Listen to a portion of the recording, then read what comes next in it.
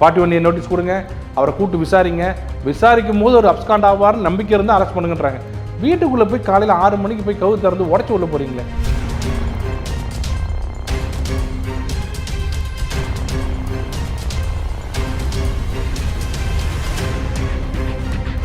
AIADMK EPS இருக்கிறது அப்படின்ற ஒரு பாயிண்ட் தானே அரசு. அப்போ நீங்கள் என்ன இன்டர்ட் என்ன சொல்ல வரீங்கன்னா, நாங்கள் டிஎம்கே ஹெல்ப் பண்ணுறோம் ஆக்ஷன் எடுக்காமன்னு சொல்ல வரீங்களா?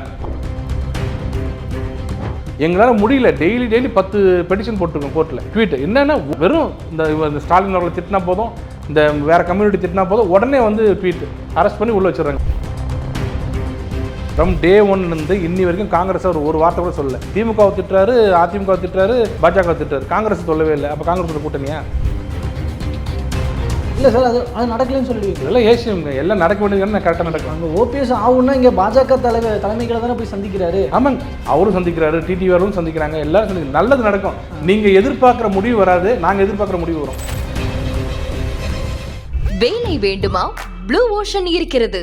10th 12th டிப்ளமோ டிகிரி படித்தவர்களுக்கு உணவு, தங்குமிடம், இஎஸ்ஐ, பிஎஃப் இன்சூரன்ஸ் உள்ளிட்ட சலுகைகளுடன் அனுபவத்திற்கேற்ற நல்ல சம்பளம் 15,000 முதல் 30,000 வரை. பெண்களுக்கு முன்னுரிமை. 2,000க்கும் மேற்பட்ட வேலை வாய்ப்புகள் உள்ளன. இப்போதே தொடர்பு கொள்ளுங்கள். Blue ocean.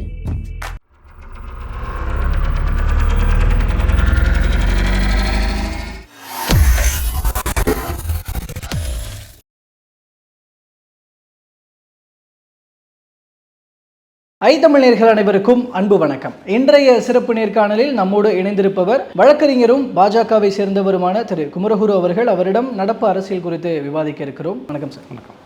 திமுகலேருந்து இப்போ ரீசெண்டாக திருவண்ணாமலையில் நடந்த அந்த மாநாடு, அந்த ஸ்பீச்சில் வந்து அமித்ஷாவை குறிப்பிட்டு பேசுகிறாங்க. முதல்வராக இருக்கட்டும், துணை முதல்வராக இருக்கட்டும். குஜராத்தில் அவர் பேசும்போது பீகாருக்கு அடுத்து தமிழ்நாடு தான் அப்படின்னு சொல்லும்போது, உங்களுடைய ஒட்டுமொத்த சங்கிப்படையே வந்தாலும் இங்கே ஒன்றும் பண்ண முடியாது அப்படின்ற அரசியல் எதிர்கருத்துக்கெல்லாம் வருது. அந்தளவுக்கு இங்கே நாங்கள் ஸ்ட்ராங்காக இருக்கோம் அப்படிங்கிறத அவங்க முன்வைக்கிறாங்க. ஸோ இதில் பாஜக என்ன பதில் சொல்லிக்க நினைக்குது? இல்லை, இந்த ஊரில் இருட்டில் தனியாக போகிறோம், பாடிட்டே போவாங்க தெரியுங்களா? இங்கே பாடிட்டே போவோம். ஏன்னா உள்ளுக்குள்ளே பயம். அது எப்படி சொல்கிறது தெரியாமல் பாட்டாக பாடிட்டு போகிறாங்க. அந்த மாதிரி எங்களை பார்த்தா உங்களுக்கு பயமே இல்லை, ஒன்றும் இல்லை, சங்கி கும்பல் ஒன்றுமே இல்லை. ஏன் எங்கே போனாலும் இதே பேசிட்டு இருக்கீங்க? உள்ளே வந்துட முடியாது, உள்ளே வந்துட முடியாதுன்னு விட்டுற வேண்டியது தானே. அங்கே ஒன்று சொன்னால் இங்கே ஒரு பதில் சொல்லணும்ல. நாங்கள் இங்கே தான் வேறு பூமி ஆச்சுங்குது. இந்த பூமியில் ஒன்றுமே தாமரை மதுரை மடராதுன்னு தானே சொல்கிறீங்க. அமித்ஷா ஏதோ பேசிட்டு போகிறார், வேறு எதாவது பார்க்கலாம் அப்படின்னு தானே போனோம். ஏன் பயப்படுறீங்க? ஏன்னா கேரளாவோட திருவனந்தபுரம் ரிசல்ட் வந்து உங்களை ஆட்டுது. அப்படியே என்னடா அது கேரளாவிலே நடக்குது என்ன ஒன்றுன்னு புரிஞ்சுங்க. நாங்கள் ஜெயிச்சா இந்துக்களை மத கலவரம் பண்ணி எடுக்கிறோம், அவங்க ஜெயிச்சாங்கன்னா சனாதனத்தில் எதிர்த்து செக்யூலராக இருந்து அவங்க ஜெயிக்கிறாங்க. இது என்ன கணக்குது? எல்லாம் மக்கள் பார்த்துட்டு இருக்காங்க. இந்த திருப்பரங்குன்ற விஷயம் வந்து மிகப்பெரிய செட்பேக். நான் என்னைக்கு சொல்கிறேன், நீங்கள் கீழே போகிற கமெண்ட்ஸ் எல்லாம் கவலை இல்லை, எல்லாரும் அப்படிலாம் இல்லைன்னு. மக்கள் மனசில் சாதாரணமாக எழுகிற கேள்வி என்ன தெரியுங்களா? ஏன் இவ்வளோ எதிர்க்கிறீங்க? இந்த ஒரு வாரமாக நடக்கிற கேஸெல்லாம் பாருங்கள். 7 மூத்த வழக்கறிஞர்கள் வந்தாங்க இதுக்கு, மதுரைக்கு 7 மூத்த வழக்கறிஞர்கள். இது ஒரு விகாஸ் சிங் வந்து டெல்லியிலேருந்து வர்றாரு, அபிஷேக் மனு சிங். இவங்களோட ஒரு நாள் ஃபீஸ் எவ்வளோன்னு தெரியுமா? இதெல்லாம் மக்கள் பார்த்துட்ருக்காங்க. இப்படிலாம் செலவு பண்ணி ஒரு திரியை வச்சு தூணில் ஏற்றக்கூடாதுன்றதுக்கு இவ்வளோ டீப்பாக போகிறீங்களா நீங்கள்? ரைட்டு, நாங்கள் பார்த்துக்குறோம் அப்படின்னு தான் மக்கள் என்ன சொல்கிறாங்க. எங்களுக்கு அகேன்ஸ்டாக மட்டும் ஒரு வீதிக்கு வரீங்க. இதே மற்றவங்களுக்கு எதாவது இருந்ததுன்னா ஒரு வார்த்தையோடு திறக்க மாட்டாங்க. இது அவங்கள புரிஞ்சுக்கிறாங்க மக்கள். இது ஒரு பக்கம். இது இவருக்கு இல்லை. ஆனால் இவங்க சொல்கிறாங்கன்னா இன்னொரு பக்கம் பார்த்தா கூட்டணி அந்தளவுக்கு வலுவாக தானே இருக்குது. அந்த நம்பிக்கையும் கூட இருக்குல்ல. ஆனால் அதிமுக பாஜக கிடையாதுங்க. ஏன் இது எல்லாருமே ஒரே மாயை சொல்கிறீங்க? எங்கே கூட்டணி வலுவாக இருக்குது? அங்கே கூட்டணி தானே இருக்குது. இந்த கூட்டணி தானே 2021 ஜெயிச்சாங்க தானே. அதில் மாற்றம் இல்லை. யார் நடுவில் சேரலையே. ஒரு கிங் காங்கோ யாரோ ஹெர்குலிஸோ உள்ளே வந்து சேரல. இவங்க தானே இருக்காங்க. நீங்கள் கூகுள் பண்ணி பாருங்கள் சார், எலெக்ஷன் ரிசல்ட் எடுத்து பாருங்கள். எத்தனை தொகுதியில் 1000 1500 ஓட்டில் ஜெயிச்சிருக்காங்கன்னு பாருங்கள். டிஎம்கே கூட்டணி எடுத்து பாருங்கள். அதை பாருங்கள். 10,000க்குள்ளே ஜெயிச்ச கூட்டணி எத்தனைன்னு பாருங்கள். இதெல்லாம் கணக்கு போட்டு பாருங்கள். எத்தனை தொகுதியில் அவங்க வெறும் 10,000க்குள்ளே ஜெயிச்சிருக்காங்க. இன்னும் பெரிய மாபெரும் கூட்டணி ஜெயிச்சதெல்லாம் 50,000 1 லட்சம் அப்படின்னா பயப்படலாம். அப்போவே 1500 ஓட்டு நிறைய இடத்துல. டீனர்கள் என்னமோ 50 100 ஓட்டு மொத்தமே. இது என்ன கூட்டணி இது? அப்போவே இன்னும் கேட்டால் ஆன்டி இன்கம்பன்சி 10 வருஷமாக இருக்கணும். ஜெயலலிதான்ற மாபெரும் தலைவர் இல்லை, கருணாநிதின்ற மாபெரும் தலைவர் இல்லை, யாருமே இல்லாமல் தேர்தலை சந்திக்கும் போது ஆன்டி இன்கம்பன்சி இருக்கணும். அதெல்லாம் தாண்டி வந்த ஓட்டு இவ்வளோ. ஸோ மக்கள் என்றைக்குமே திமுக அகேன்ஸ்ட் தான். இப்போ இந்த 5 வருஷம் அலங்கோலம் எல்லாருக்கும் தெரியும். ஒருத்தரோட மக்கள் எப்போ குமுறிட்டு இருக்காங்க எல்லாருக்கும் தெரிஞ்சு. அந்த சமயத்தில் நாங்கள் எப்படி ஜெயிக்க மாட்டோம்னு சொல்கிறீங்க? அதே கூட்டணி தானே இங்கே இருக்குது. இப்போது அவங்க அதே கூட்டணி இருக்காங்க, நாங்களும் அதே கூட்டணி இருக்கோம். ஒரே விஷயம், எம்பி எலெக்ஷனில் அவங்க ஸ்வீப் பண்ணதுக்கு காரணம் நாங்கள் பிரிஞ்சு நின்றதுனால. எல்லா இடத்துலையும் பார்த்தாங்க, ரெண்டும் சேர்ந்தா பல இடத்துல நாங்கள் ஜெயிக்கிறோம். அந்த தப்பு இப்போ நடக்கலை. அதுதான் உங்களுக்கு கோவம் என்னன்னா, 2 பேரும் ஒன்றா சேர்ந்துட்டாங்களே அப்படின்னு சொல்லிட்டு அமித்ஷா அவர்களை இஷ்டத்துக்கு விமர்சிக்கிறது எல்லாம் காரணம்னா இவங்க 2 பேரும் ஒன்றா சேரக்கூடாது அப்படின்றதுலாம் அவங்களுக்கு தெளிவாக இருக்கிறாங்க. அது சேர்ந்தாச்சு, இனிமேல் அப்படி தான் பேசுவாங்க. ஆனால் அவங்க வியூகங்கள்லாம் அமைச்சு அடுத்தடுத்து போகிறத பார்த்தா எந்த ஒரு இடர்பாடுகளும் இல்லாமல் அவங்க ப்ராப்பராக பிளான் படி போகிறாங்க அப்படின்ற ஒரு பாயிண்ட் தானே பார்க்கப்படுது. ஏதோ தேர்தல் நெருக்கத்தில் அமைச்சர்கள் மீதான ஊழல் இதெல்லாமே ஒரு நெருக்கடி கொடுக்கப்படும், நிறைய ரைடுகள்லாம் வரும் அப்படின்லாம் சொல்லப்பட்டது. பெருசாக எதுவும் இல்லாத மாதிரி இருக்கே. ஊழல்ன்றது பேப்பரில் பண்ணுற ஊழல் உங்களுக்கு தெரியாது, எனக்கு தெரியாது. இப்போ தமிழ்நாட்டில் நடக்கிற ஆட்சியில் ஊழல் இல்லைன்னு நம்ம சொன்னால் நம்மளே ஏமாற்றிக்கிற மாதிரி. எல்லாரும் தெரியும் ஊழல் எப்படி நடக்குதுன்னு. நாளுக்கு நாள் சிமெண்ட்டு தளத்தை அப்படி கையில் கேக் மாதிரி பிட்டு கொடுக்குற கையில் ஒரு இடத்துலையும் இது ஊழல் இல்லைன்னு ஆச்சுன்றீங்க. அது எப்படி ஏற்றுக்க முடியும்னு தெரியல எனக்கு. 10 ரூபா பாட்டில் 10 ரூபா உலகத்துக்கு தெரியும். நடவடிக்கைகள்லாம் எதுவும் இல்லை. இப்போ இபிஎஸ் அதனால தான் பாஜக மேலே ஒரு அப்செட்டில் இருக்கிறாரு. அதெல்லாம் நம்ம எவ்வளவோ இங்கே இருக்க அமைச்சர்கள் மீதான லிஸ்ட்டெல்லாம் நம்ம கொடுத்தோம், ஆதாரங்களோடு கொடுத்துருக்கோம்.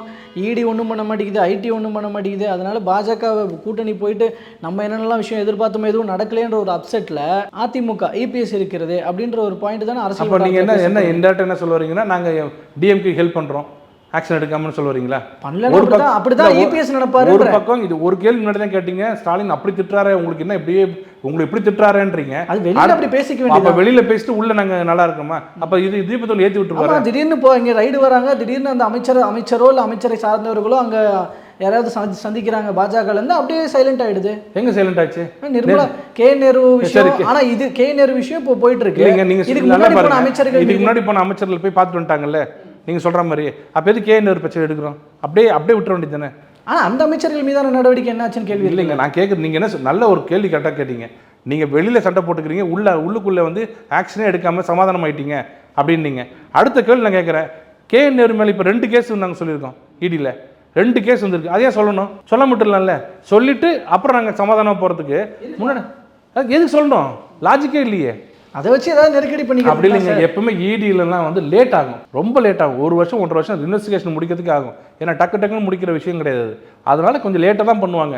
பட் நீங்கள் இடியில் ரைடு பண்ணால் நீங்கள் போய் ஸ்டே வாங்குறீங்க. கலெக்டரை கூப்பிட்டீங்கன்னா கலெக்டர் போய் ஸ்டே வாங்குறாங்க. கலெக்டர் போகல, கலெக்டருக்காக தமிழக அரசு போகுது. நீங்கள் கேட்கவே இல்லை யாரும் இது ஊழல் நல்லா தானே போயிட்டு இருக்குன்னீங்களே. நீங்கள் கேட்கலையே, ஜேர்னலிஸ்ட் கேட்கலையே. எங்கள் கலெக்டருக்கு சம்மன் கொடுத்தா கவர்மெண்ட் எங்கே போகுதுன்னு கேட்குறீங்க. இப்போ ஸ்டே வாங்கிட்டு வராங்க. இப்போ அவர் வீட்டுக்கு போய் ஒருத்தர் ரித்திஷோ ராகேஷோ அவர் வீட்டில் போய் ரைடு பண்ணால் அதுக்கு ஒரு ஸ்டே. அப்போ இவ்வளோ கோர்ட்டு ஸ்டே அதில் இடி மன்னிப்பு அதுதாங்க. அந்த மாதிரி நடைமுறை சிக்கல் வந்துடக்கூடாது இல்லை. ஒரு சீல் பண்ணுறாங்க தப்புன்னா அது ஒரு பிரச்சனை, அது முடியுது.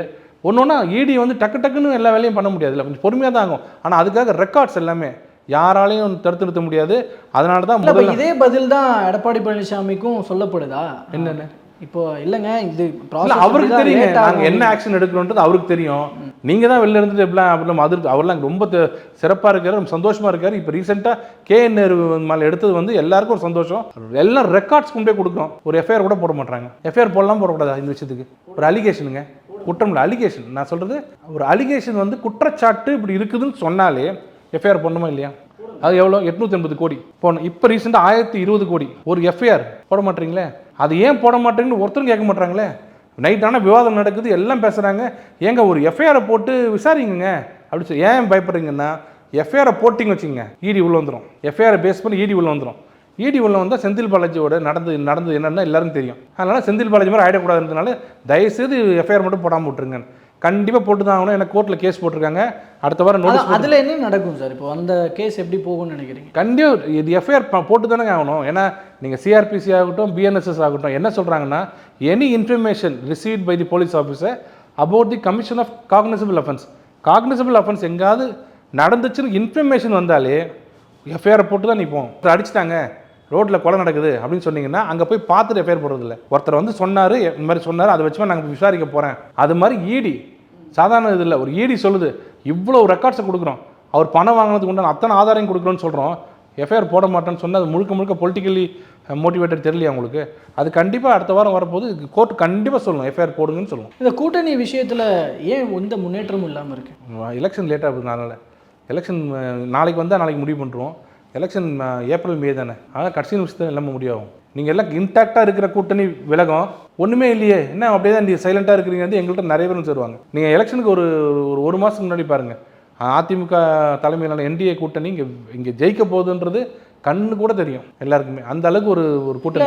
ஏதாவது ஒரு சின்ன சின்ன சிக்னல்ஸ் தென்பட்டாலாவது ஓகே நடந்துரும் போல அப்படின்னு எதிர்பார்க்கலாம். ஆனால் அப்படி எதுவும் இல்லை. இப்போ அமித்ஷா அவர்கள் இங்கே தமிழ்நாடு வரதா இருந்தது, அந்த இது உறுதி செய்யப்படாமல் போனதுக்கு காரணமே இங்கே கூட்டணியில் எந்த ஒரு முன்னேற்றமும் இல்லாமல் இருந்தது. ஒருவேளை யாராவது ஒருத்தர் சேர்ற மாதிரி இருந்திருந்தால் அமித்ஷா வந்திருப்பாரு, அது பற்றின அறிவிப்புகள் வெளியாகிருக்கும். அது எதுவும் சக்ஸஸ் ஆகாமல் இருக்கிறதுனால தான் அமித்ஷாவும் வராமல் இருக்கிறாருன்ற ஒரு பாயிண்ட் வைக்கிறாங்க. ஹேசியமாக சொல்கிறது என்னென்னா சொல்லிட்டு அவங்க பதில் சொல்ல முடியாது. அமித்ஷா எப்போ வருவார்னா கூட்டணி ரெடி ஆனதுக்கப்புறம் லாஸ்ட்டில் எல்லாம் சரி பண்ணுறதுக்கு அவரும் பிரதமரும் வந்து சொல்லிட்டு போவாங்க. அது வரைக்கும் நடக்கல. அதுதான் இப்போ அந்த பாயிண்ட் தான் நானும் வரேன். அப்படிதான் இப்போ டைம் சாத்தியப்படலை. இதுவும் டைம் ஆகும். எந்த கட்சி தேமுதிக சொல்லியிருக்கா யார்கிட்ட போகிறோன்னு சொல்லியிருக்காங்களா? நம்ம அன்புமணி ராமதாஸோ இல்லை ராமதாஸ் அவர்களோ சொல்லியிருக்காங்களா இங்கே தான் நான் போகணும் இங்கே போக மாட்டோம்னு சொல்லியிருக்காங்களா? இல்லை, ஆனால் தேமுதிகலாம் அதிமுக கூட இருந்தவங்க எல்லாம் இருக்காங்க. இப்போ திமுக கூட இருந்தவங்க இருக்காங்க, அப்படி சொல்லலை. இப்பவும் இருக்காங்க. நேற்று கூட பிரேமலதா அவங்க பேசுறது வேற மாதிரி தான் பேசுறாங்க. திமுக நம்பவே முடியாது அப்படின்னு சொல்றாங்க. என்ன அர்த்தம்? இதெல்லாம் இருக்கு. நடுவில் விஜய்னு ஒருத்தர் இருக்காரு. அவர் ஃபேக்டர் என்ன? அவர் எப்படி நடத்த போறாரு? அவர் ஒன்றும் எக்ஸ்போஸ் ஆகல. அவரை வேற இந்தியாவுக்குள்ள கூப்பிட்டு இருக்கீங்க. அவரோட கொள்கை என்னன்னு யாருக்கும் தெரியல. அது முதல்ல பார்க்கணும். இல்லை, திருப்பரங்குன்ற விஷயத்தில் வாய் திறக்காம இருக்கிறத பார்த்தா பாஜகவுக்கு சப்போர்ட்டான்னு கேட்குறாங்க ஒரு பக்கம். அவர் எப்போ வாய் திறக்கிறாரு எப்போ சொல்றாரு வச்சு நம்ம முடிவு பண்ண முடியாது. ஆனால் அவர் அதிகமாக சொல்றது பாசிச பாஜகன்றாரு. அப்போ என்ன பண்ணுறது? காங்கிரஸை திட்டவே இல்லை. பார்த்தீங்களா? ஃப்ரம் டே ஒன்லேருந்து இன்னி வரைக்கும் காங்கிரஸை ஒரு வார்த்தை கூட சொல்லலை. திமுகவை திட்டுறாரு, அதிமுகவை திட்டுறாரு, பாஜகவை திட்டுறாரு. காங்கிரஸ் சொல்லவே இல்லை. அப்போ காங்கிரஸோட கூட்டணியா? அப்போ திமுக விலகுதா? திமுக கூட்டணி பிளக்கப்படுகிறதா? நான் கேட்டே போனேன்ல. அது பதில் சொல்ல முடியாது. ஏசியத்துக்குலாம் பதில் சொல்ல முடியாது. கொஞ்சம் அந்த டைம் வரும்போது, அந்த ஸ்பீடு வரும்போது கரெக்டாக எல்லாம் சேரும். ஆனால் மக்கள் மத்தியில் யார் வரணுன்றது முக்கியம் இல்லை. இந்த ஆட்சி இருக்கக்கூடாதுன்றதில் ரொம்ப ரொம்ப தெளிவாக இருக்காங்க. எல்லா மக்களும் வெளியில் சொல்லாமல் இருக்காங்க. ஏன்னா நீங்கள் தான் எகிரி ஜம்ப் பண்ணி போய் லாக்கரை உடச்சி வீட்டை உடச்சி உள்ளே போய் தூக்கிட்டு வரீங்களே தீவிரவாதிகள் மாதிரி எல்லாரையும். சவுக்கு சங்கர் தான் சொல்கிறேன். சவுக்கு சங்கர் பண்ணது என்ன பண்ணார் அஃபென்ஸ்? எனி அஃபென்ஸ் 7 வருஷத்துக்கு கீழே இருந்த அஃபென்ஸ் வந்தால் 41A கொடுக்கணும்னு சுப்ரீம் கோர்ட் ஒவ்வொரு தடவையும் சொல்கிறாங்க. 41A நோட்டீஸ் கொடுங்க, அவரை கூட்டு விசாரிக்கும் போது ஒரு அப்ஸ்காண்ட் ஆவார்னு நம்பிக்கை இருந்தால் அரெஸ்ட் பண்ணுங்கன்றாங்க. வீட்டுக்குள்ளே போய் காலையில் 6 மணிக்கு போய் கவு திறந்து உடச்சி உள்ள போகிறீங்களே. இது எப்படி இது எப்படி ஏற்றுக்கிறது? இதெல்லாம் இல்லை. அவர் கதவை திறந்துருக்கலாம்னு ஒரு கேள்வி கேட்குறாங்க. இல்லைங்க, கவு திறந்துருக்கலாம். பட் பயம் இருந்து வச்சுங்களேன்.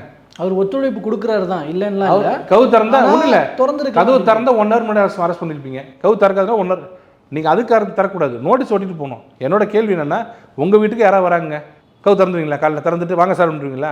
யார் சார் நீங்கன்னு கேட்பீங்கல்ல. போலீஸ் எதுக்கு வந்திருக்கீங்க கேட்பீங்கல்ல. சம்மன் கொடுத்துட்டு போயிருக்கணும். சம்மன்ல நோட்டீஸ் முதல்ல கொடுத்து 41A நோட்டீஸ் கொடுத்து வாங்கன்னு கூப்பிடணும். ஏன்னா இந்த அலிகேஷன் பார்த்தா நான் படிக்கல. இந்த அலிகேஷனில் வந்து 95,000 ஒருத்தர் வந்து ஜிபேல போட்டாராம், ஏமாற்றிட்டாரான். 95,000 போட்டுட்டு ஒருத்தர் கம்ப்ளைண்ட் கொடுத்துருக்காரான். ஏதோ ஒன்று அவரை பற்றி சவுக்கு சங்கர் விஷயத்தில் எல்லாமே மர்மமாக தான் நடத்துகிறாங்க இவங்க. யாராக இருந்தாலும் நான் சொல்கிறது நார்மலாக ஒரு சிஆர்பிசியை பிஎன்எஸ்ஸை கடைபிடிங்க. வீட்டுக்குள்ளே போகிறதுக்கு முன்னாடி அது இதுவாக இருந்துச்சு, மர்டராக இருந்ததுன்னா 7 வருஷத்துக்கு மேலே இருக்கிற தண்டனையாக இருந்தால் கேட்கக்கூடாது. அவங்க பண்ணது முழுக்க கரெக்டு. உடச்சில்ல, டோரே உடச்சிட்டு உள்ள போகலாம். ஏன்னா அவங்க வந்து அவ்வளோ பெரிய குற்றவாளி, குற்றம் சாட்டப்பட்டார். அவரை பிடிக்கலாம். பணம் வாங்கினது, பக்கத்து வீட்டில் வந்து மரம் வெட்டுறது, இதுக்கு இல்லாமல் வந்து அது எத்தனை போலீஸுங்க இந்த கவர்மெண்ட்டில்? போலீஸ் விரைமாவது பாருங்கள் டைம் ஒவ்வொருத்தருக்கும். ஒரு அரெஸ்ட் எங்கள் கட்சியில் யாரோ சாதாரண ஒரு கிராமத்தில் ஒரு அரெஸ்ட் பண்ணுறதுக்கு 30 பேர் போகிறாங்க. 30 பேர் போகிறாங்க. எதுக்கு? அப்புறம் எப்படி நாட்டில் வந்து லா அண்ட் ஆர்டர் எப்படி சரியாக இருக்கும்? எங்கேயும் எல்லாரும் இவங்க பின்னாடி ட்வீட்டு போட்டால் ஒரு படையே போயிட்டு நைட்டு 12 மணிக்கு எகிரி குச்சி லாக்கை உடச்சி உளுத்தி அப்படி எது கஷ்டம்? சொன்னால் வர போகிறாங்க. எல்லாரும் தெரிஞ்சவங்க தானே, சொன்னால் வரமாட்டாங்களா? அப்ஸ்கான் ஆகிடுவாங்களா? அப்படி இல்லை. அப்படின்னா நீங்கள் சொல்கிற மாதிரி தான் தமிழ்நாடு போலீஸ் நடந்துக்கணுன்றீங்களா? எப்படி நடந்துக்கணும்? இல்லை, நீங்கள் நான் என்ன சொல்கிறேன், நான் எப்படி நடந்துக்கணும்? ஆமாம், நான் சொல்கிறோம் நடந்துக்கணும். ஏன்னா சட்டப்படி நான் சொல்கிறேன். ஒரு எஃப்ஐஆர் வந்து போடுன்னு சொல்கிறாங்க, இடி எஃப்ஐஆர் போடுன்றாங்க, போட மாட்டோம். எவ்வளோ அமௌண்ட் கம்மி? இவருக்கு 95,000 பெரிய அமௌண்ட்டுங்க. 1020 கோடி அமௌண்ட்டு கம்மி, அது போட மாட்டீங்க. என்ன உயிரே போனாலும் சங்கிலி அறுத்தான்னு போட மாட்டீங்க. டெய்லி எஃப்ஐஆர் போடுறதுக்கு அவன் தவமாக நடக்கிறாங்க, அது பண்ண மாட்டீங்க. இந்த விஷயத்துக்கு மட்டும் ட்வீட் போட்டால் ஏன் போகிறீங்க?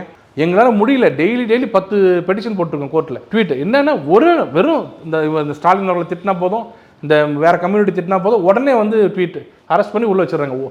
20 நாள் 30 நாளில் உள்ளே இருக்காங்க. இது வேலையா உங்களுக்கு? இதில் கான்சன்ட்ரேட் பண்ணாதீங்க. நான் சொன்னதில் பண்ணுங்கன்ற.